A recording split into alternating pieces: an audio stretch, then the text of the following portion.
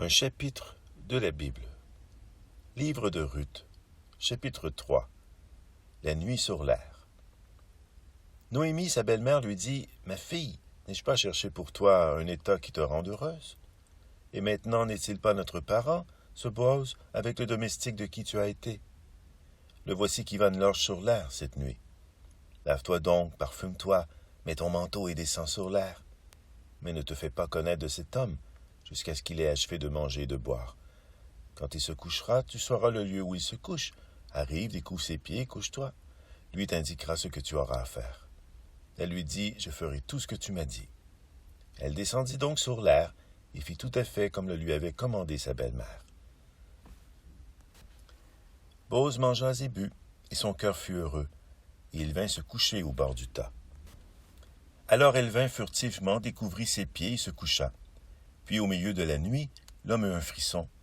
Il se pencha donc en avant, voici qu'une femme était tout couchée à ses pieds. « Qui es-tu? » dit-il. Elle dit, « C'est moi, Ruth, ta servante, épouse ta servante qu'a tué racheteur. » Alors il dit, « Béni sois-tu du Seigneur, ma fille, tu as montré ta fidélité de façon encore plus heureuse cette fois-ci que la première, en ne courant pas après les garçons, pauvres ou riches. Maintenant donc, ma fille, n'aie pas peur. Tout ce que tu diras, je le ferai pour toi, car tout le monde chez nous sait bien que tu es une femme de valeur. Maintenant, il est vrai que, si je suis racheteur, il y a cependant un autre racheteur plus proche que moi. Passe donc la nuit au matin. S'il te rachète, bon, qu'il rachète. Mais s'il ne désire pas te racheter, alors moi, je te rachèterai, aussi vrai que le Seigneur est vivant. Couche-toi jusqu'au matin. » Elle se coucha donc à ses pieds jusqu'au matin, mais elle se leva avant qu'on puisse se reconnaître l'un et l'autre. Car il disait qu'on ne sache pas que cette femme est venue sur l'air. Il dit, « Dans la cape qui est sur toi, tiens-toi. » Elle la tint donc.